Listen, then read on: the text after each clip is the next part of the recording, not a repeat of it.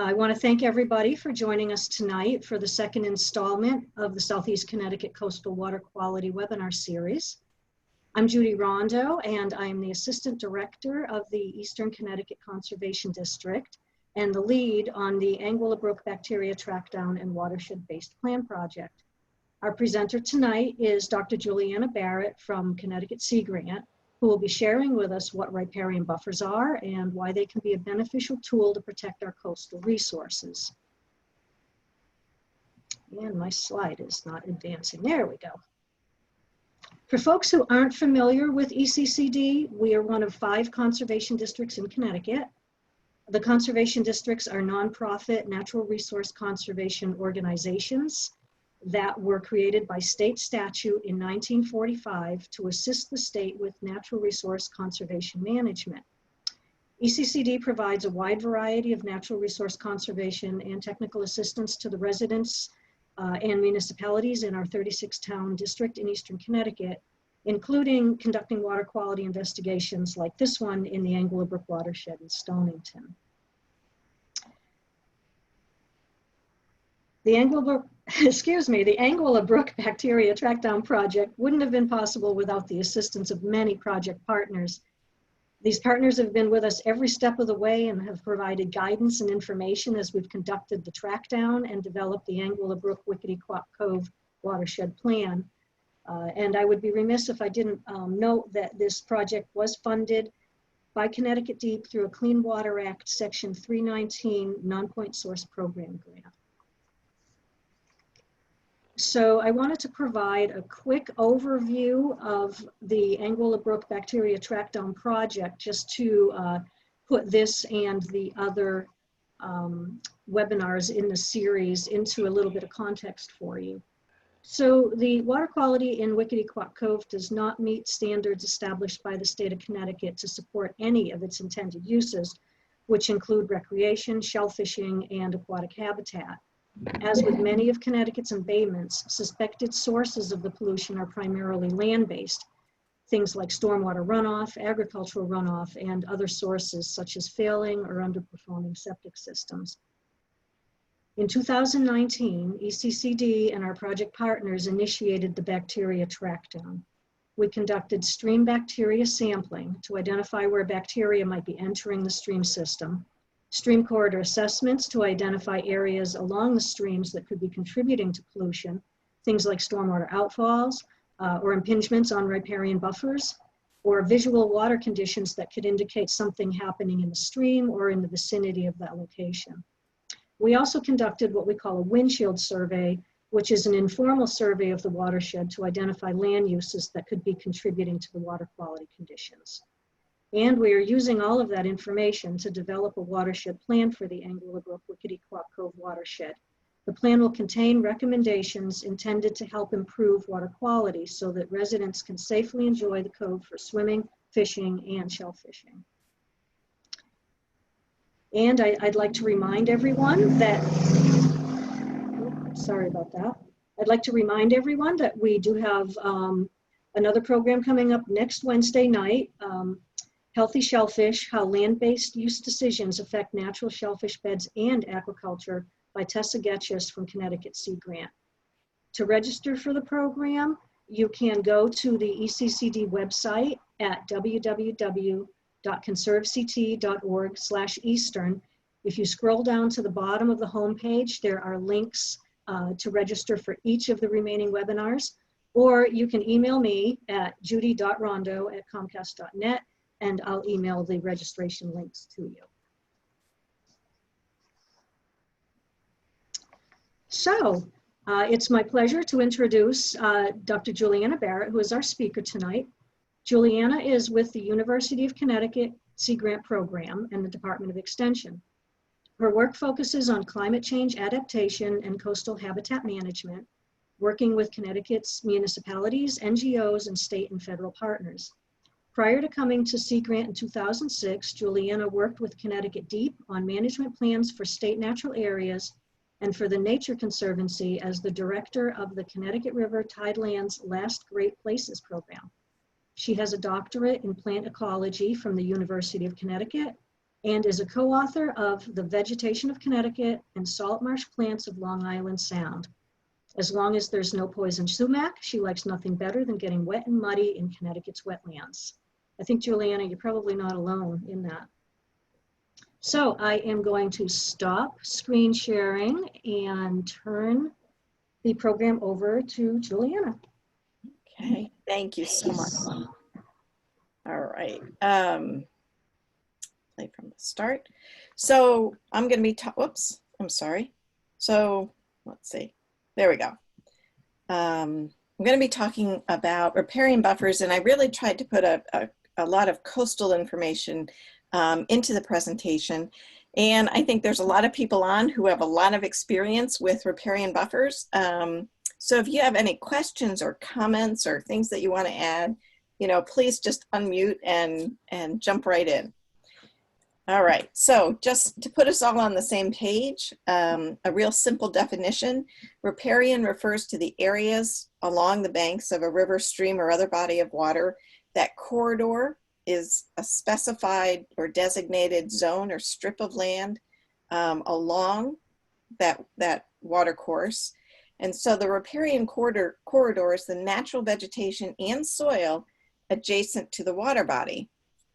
And thinking about coastal areas in Connecticut, we can think of areas that are going to experience tides, salt spray, and remember from our recent storms, salt spray can go quite a ways inland, so something to think about. Flooding, increased erosion, or storm surge. So all things that we should be thinking about with respect to the coast and riparian corridors. I use the term riparian corridor and riparian buffer interchangeably. Buffer sometimes refers to a regulatory area. I'm not going to be talking about any sort of a regulated buffer in this presentation. So here's what a nice buffer can look like. And here's what it can look like without any kind of a vegetated buffer. And the whole idea of buffers are not new.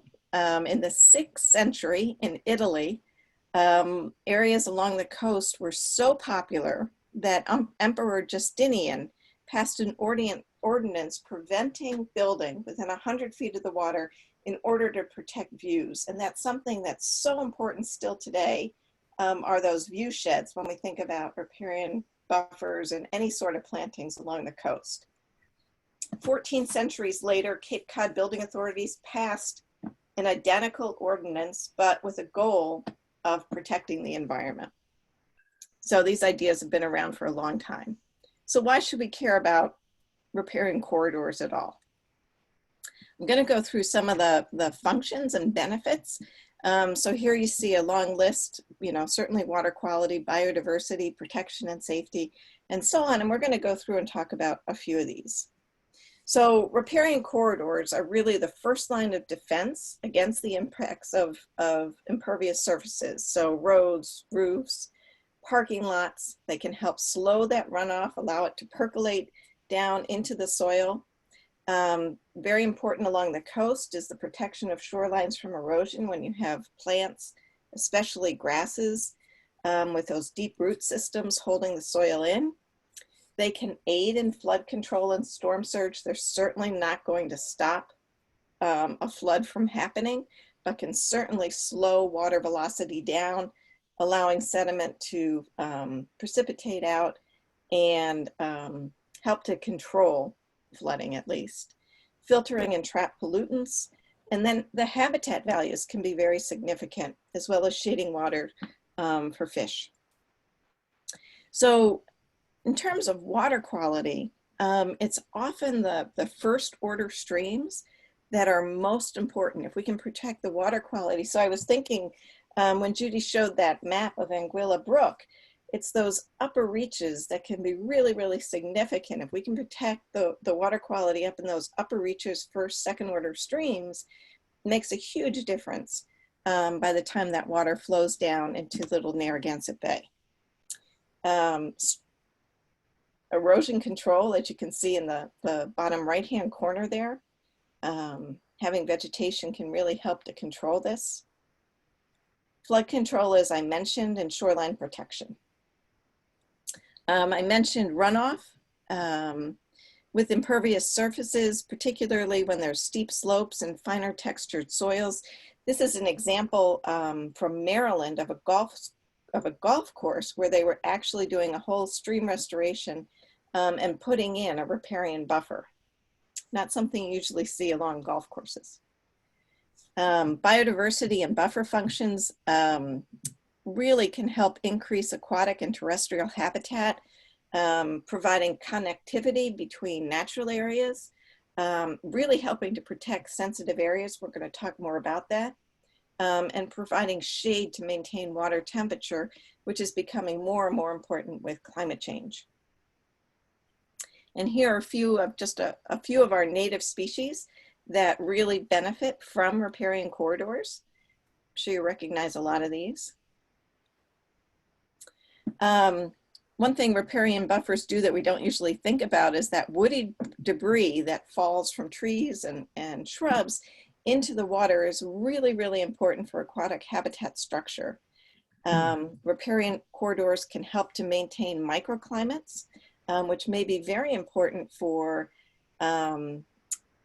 eggs, for example, that are laid in the water of certain fish, help provide food for aquatic species, and again, helping to protect water quality for aquatic species. So this is a picture on the bottom right of Trout Unlimited, which does a lot of work to protect stream corridors, and they plant a lot of riparian buffers. And in thinking about trout, certainly in northeastern Connecticut, northwestern Connecticut, we have many more the cold water streams, but very important also for anadromous fish. So as those fish may come up some of the waterways to spawn, I mentioned eggs before, and having the right water temperature for the eggs to develop can be very critical. Woody debris is often very important for different larval stages of many insects. The bottom left-hand corner, that picture is actually one of my favorites. We tend to like things very tidy and neat as a society, and these are volunteers actually adding woody debris back into this area. So it can be very important. Helping to create productive soils. So reducing, again, the runoff, reducing wind energy, not something we tend to think about too much, helping to stabilize the soils and erosion control, improving water quality, and again, helping to filter out soil pollutants. Again, something we don't often associate with riparian buffers is economics and safety. Riparian buffers can help to minimize property damage. They can decrease public investment in pollution removal, stormwater management. New York City actually invested a huge amount of money in riparian buffers and other pollution mitigating decisions in the Catskill Mountains, which is where the water supply for New York City comes from, instead of building a water filtration plant. And the difference in the cost between those two measures was astronomical, and the benefits really helped the entire watershed. It's been shown that living near a riparian buffer can actually increase property value, and they can also reduce land maintenance costs. And these are all part of studies that came out of the Watershed Institute. So this is, again, from Tom Schuler and that group. You can see increased property value the closer you are to a riparian buffer. So they actually did these studies. So of course, the big question is, okay, I get that buffers are important. We should have them. There's lots of good reasons, but how big should they be? And the answer is it really depends. It depends really on what function you want it to have. So everything from erosion control, sediment removal, sediment control to wildlife habitat.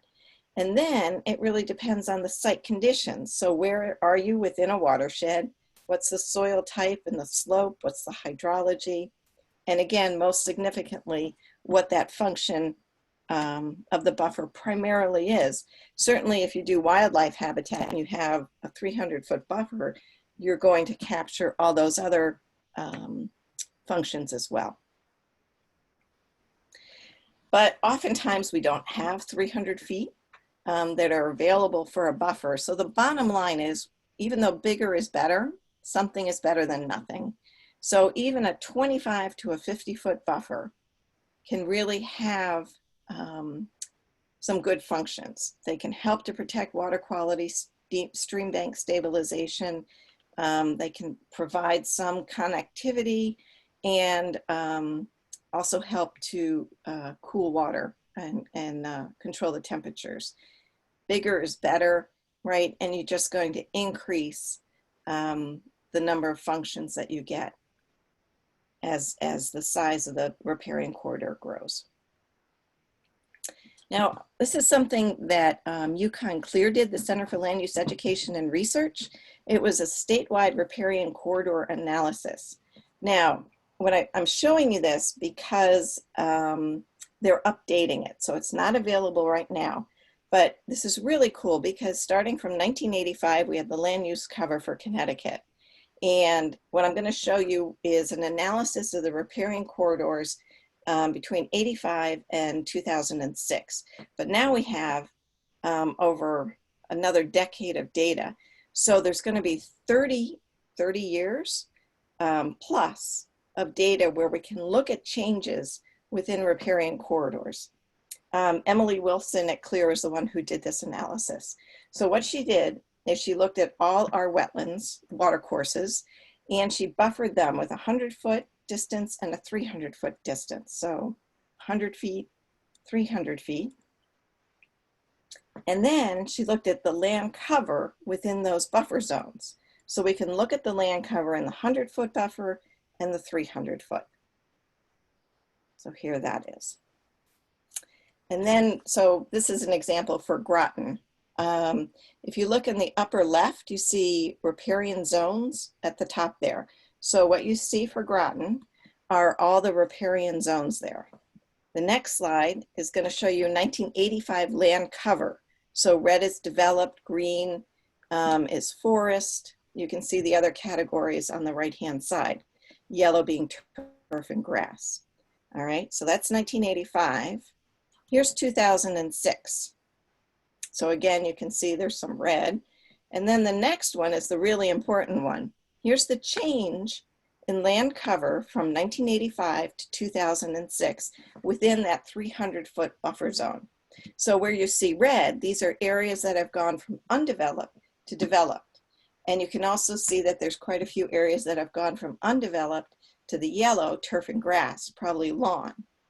Okay, so again, there's going to be this analysis coming along for much more recent land cover data. So definitely something to watch for.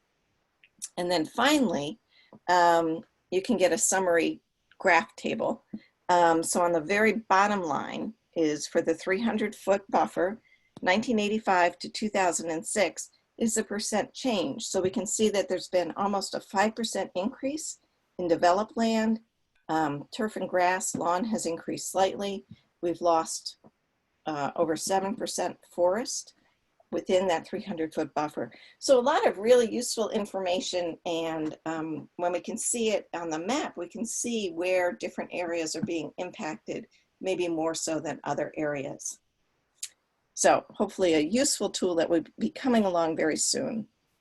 I think in this day and age, I'd be remiss if I didn't mention more about climate change and riparian ecosystems. We know that air and surface water temperatures are increasing. There's been a change in the magnitude and seasonality of precipitation and thereby runoff. There's been a 38% increase in really intense, those intense 1% rain events. Certainly southeastern Connecticut has experienced quite a few of those.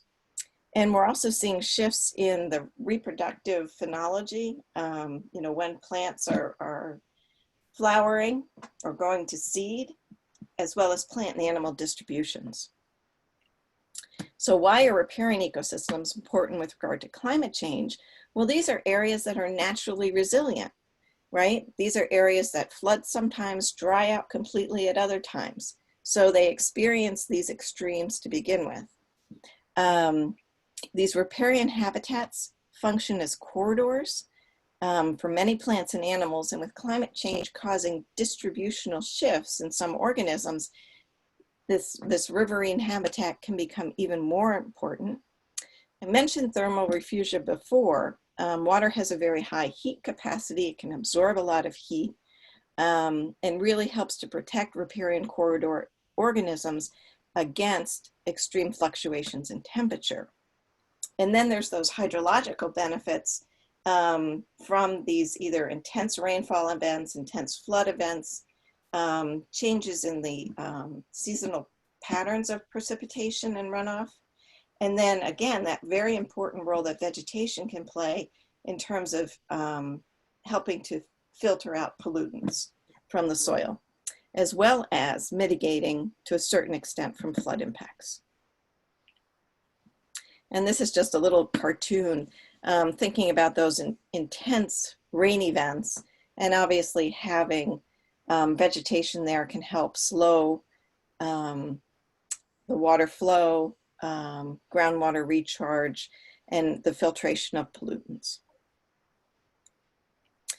And in coastal areas, again, thinking about climate change, increases in sea level rise, projections of 20 inches by 2050, changes in storm surge, because as sea level rises, that storm surge can go further and further inland. Flooding issues along with that.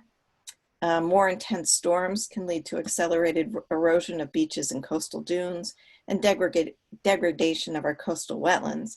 And that's not to say that having a riparian buffer or a coastal buffer of some sort is going to prevent all these things, but it can certainly help to mitigate some of the impacts.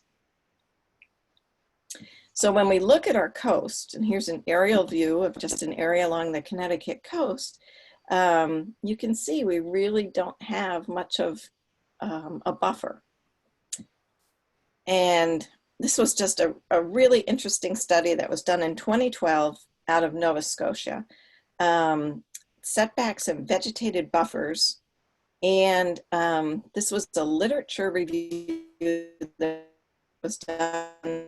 And they looked at, if you look at the top, the coastal ecosystem function. So they're looking at erosion prevention, flood prevention, pollution, and terrestrial habitat. And from the literature, looking at minimum widths. And it sort of takes you aback, I think, a little bit. These are in meters. So you can see, obviously, terrestrial habitat, you need a lot. But you can see for some of these other things, thinking about these coastal areas, we need a lot more buffer space than we probably have. So where do we begin? Well, we begin with what we have, right? And building on some of the past riparian corridor work in Connecticut, one of the things I did was develop a coastal riparian plant list, which is native species that have at least some salt spray tolerance or soil salt tolerance. And then I worked with a graduate student in UConn's Department of Plant Science and Landscape Architecture, Julissa Mendez, and we worked to create some cross sections and plain views of what coastal riparian plantings could look like. And we looked at dry sandy soils and moist to wet soils and poorly drained soils. So we had 3 classes of soils, and we divided the plants into 3 different groups, 1, 2, and 3. Zone 1 plants have the highest salt spray tolerance or salt tolerance. Zone 2 are the ones that you might plant landward of those, moderate tolerance, and Zone 3 have the least. We also looked at the amount of sunlight, the type of foliage, and importantly, availability from nurseries. And one of the things that we really had to grapple with is what to include, natives and non-natives, because there are a lot of non-natives that are not invasive in any way, that have really really high salt tolerance. But based on the funding source, we were only able to include native species in this list. Okay, and here's a nice illustration. This is from a riparian buffer guide, just showing you the depth of the roots of native grasses versus introduced grasses. So really, those grasses can really help with, in terms of erosion control. And then along with, again, going back to the work with Julissa, we looked at 4 different slopes, 5, 20, 35, and 50. We looked at properties with and without salt spray and with and without seawalls. And you can go to this website. The link is on the top there for the Coastal Riparian Landscaping Guide. And if you look in the bottom right-hand corner, what you can do is fill in the buttons here. So let's say salt spray occurs on a regular basis on the property. There's a seawall and the slope is moderately steep. You hit submit and it goes to a cross section. So in this case, the salt spray only rarely occurs. There's a seawall present and the slope is just 20%. And it suggests that zone 2 and 3 upland plants would be most appropriate to put in here. So you can play with this. You can get all the different scenarios that we put into this. So here's a situation where you're going to want zone 1 plants, followed by zone 1 and 2 plants. And Julissa also created some bird's eye view because we wanted people to realize that they can have water access and view sheds while still having these buffer plantings. So what we're trying to avoid are things like this, and here, and here, and instead here you can see a nice buffer that's being planted. And here you see also a very nice buffer that still has the water access and views up at the top. So I thought I'd just go through a few of the plants. Certainly everyone's familiar, I'm sure, with bayberry, a really nice buffer planting. A couple of our native roses. Rosa rugosa, unfortunately, is not native and is considered potentially invasive along the coast. Beach plum, you don't see it too often, but something I think it's just overlooked. Certainly red cedar, another really good one. A lot of the service berries, the amelanchiers, chokeberry, another one that you often find along the coast. And then a few of the smaller shrubs, bearberry and beach pea. Certainly seaside goldenrod does really well and great for the monarchs in the fall at this time of year. And then our grasses, American beach grass in our dune areas. Switchgrass does really well on the back dune areas as well as other areas. Big blue stem and little blue stem, really attractive grasses. Indian grass is another one, Joe pieweed, and the marshmallow. So a lot of people are concerned when you talk about a riparian buffer about how it's going to look. Again, going back to that idea that oftentimes people are don't want things to look messy or natural. You know, we like some structure. And so these are a few ideas on how to show that an area is being taken care of, but still allowing it to be natural. And so just a few of these ideas in which the interior can be designed to achieve the desired ecological effect, but the viewable portion might be more tidy, for example. Selective mowing to show that, you know, stewardship is ongoing here. A visual frame like a wooden fence, for example. Again, some kind of demarcation that, yes, this is a cared for natural area. By using a lot of diversity in the plants, thinking about the seasonal colors and aspects of things, whether they're evergreen, deciduous, what sort of color they might provide at different times of the year, putting in nesting box and feeders, and using some bold planting patterns to indicate that the area is actually a design landscape. So these are all ways that can just, I think, help people get their head around having a riparian buffer area.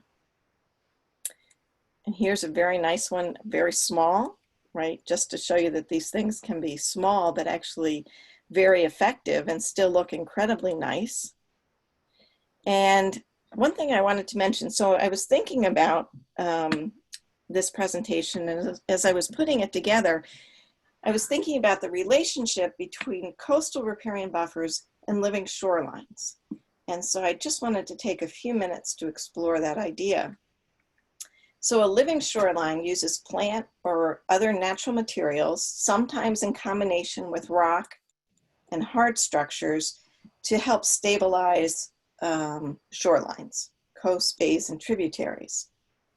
And what this cartoon shows are a couple different types of living shorelines. So here you can see this one here has a breakwater, the one on the bottom has a marsh sill, and planted areas behind it. So in this case, it's tidal marsh. Oftentimes fill is brought in to help create these wetland areas, and then an upland buffer. So in thinking about this, it's not to say that a coastal riparian buffer and a living shoreline are the same thing, but certainly a buffer area can be an aspect of a living shoreline. So just something to think about in moving forward. Here's a hybrid living shoreline with a rock sill along here and another one starting. They leave gaps in them to allow fish, horseshoe crabs, other invertebrates to go back and forth. This area was actually probably filled and then planted, and then there's also natural plantings that build up over time, but you're creating this marsh system as part of the living shoreline. The rock sill will have the waters hitting it first. They slow the wave energy and allow sediment to deposit behind the rock sill as water flows through this. And also marsh grasses can really help dissipate wave energy. So again, I think there's a connection that we don't often think about between living shorelines. And I just wanted to leave you with this example. This is from Delaware. So here you can see one of the small creeks, a lot of erosion occurring here. And they used these core fiber logs that are staked in the ground. They also put in these oyster shell, the nets full of the oyster shells. And then they put in plugs along those core logs. And this, you can see was 2 years after this living shoreline was installed. But again, just thinking about it, I mean, in this instance, we've also created a riparian buffer or corridor along here. So the take-home message is simply that coastal riparian buffers really do play a significant role in protecting our coastal waterways. They can also help to mitigate some of the impacts of climate change, and they have many inherent functions and values on their own. So with that, I'll leave it, and I'd be happy to answer any questions. Thank you. Thank you, Juliana. That was great. Could you talk a little bit about some of the tools that are available at the Sea Grant website for people who are interested in learning more about coastal riparian buffers? Sure. So there is the Coastal Landscaping Guide. I work with CLEAR, and that's actually on one of the CLEAR websites, but if you just Google Coastal Landscaping Guide, you'll get to that. That has the 3 different plant lists in it, depending on which zone you're interested in. And then you can also find on the Sea Grant website the Coastal Planting Guide. which is the list of native plants that have some salt spray or soil salt tolerance. Great. So if you have any questions for Juliana, feel free to unmute and go ahead and ask.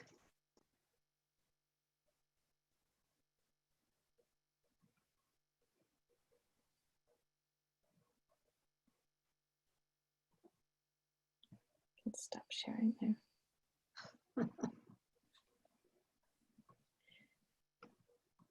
Hello, Juliana. Hi, Don. A question that I asked Judy in private while you were talking.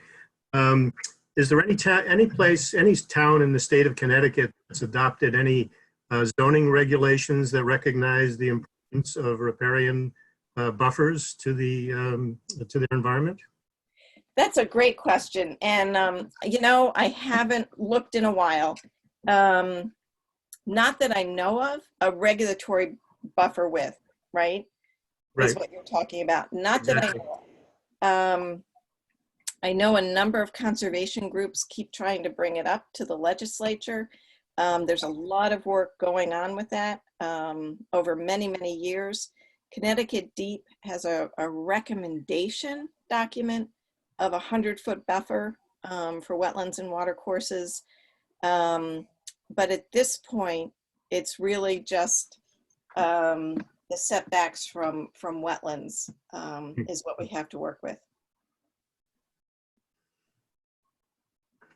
Okay, well, while I have you, I was interested in that picture of the Delaware test case of using the bagged oyster shells. So I take it that they really weren't interested in growing oysters on it, or perhaps they were. But what was the intent of how that particular design of having the oyster shells in between the other structures? You know, that's a good question, and we're just, so let me just back up. I think it's in part to help stabilize it, and it could well be to encourage oyster growth, you know, giving them a place to settle. We are working currently, there's a great number of groups working on a shellfish restoration and habitat management plan. And this includes living shorelines and many, you know, the whole aquaculture industry. And so the Bureau of Aquaculture has been very hesitant for a lot of very good reasons about putting out shell in living shoreline installations.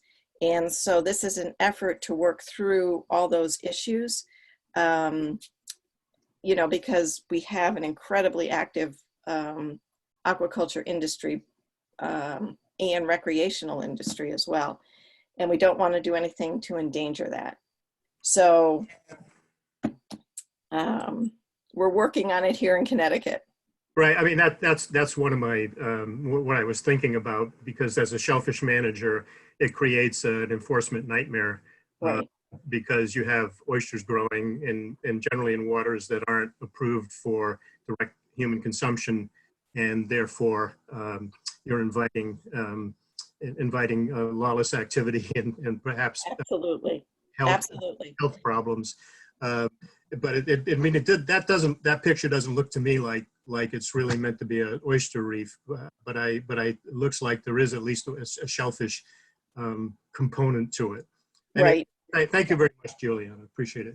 Yeah, that's a great question though, and one that we're really going to have to come to grips with, because as we want to encourage more and more living shorelines, but you know, we're going to come up against these issues, whether or not something is designed, you know, with oyster castles or something to encourage oyster growth. It's going to happen in many of these areas, and so hopefully we're getting out ahead of it with this plan. Thank you.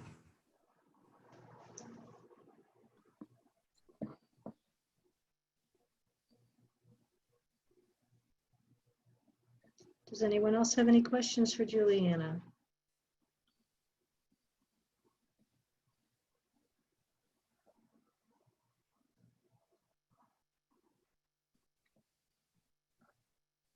All right, well, hearing none, I'm going to go ahead and wrap up the webinar. I want to thank Juliana for joining us tonight and sharing her knowledge about riparian buffers, and also for everyone for tuning in. As I mentioned at the beginning of the program, we do have a webinar on shellfish next week, next Wednesday. We're returning back to our 6:30 time. And I hope that everyone will tune in. So thank you all very much. It's great to see you all, and hopefully we'll see you next week.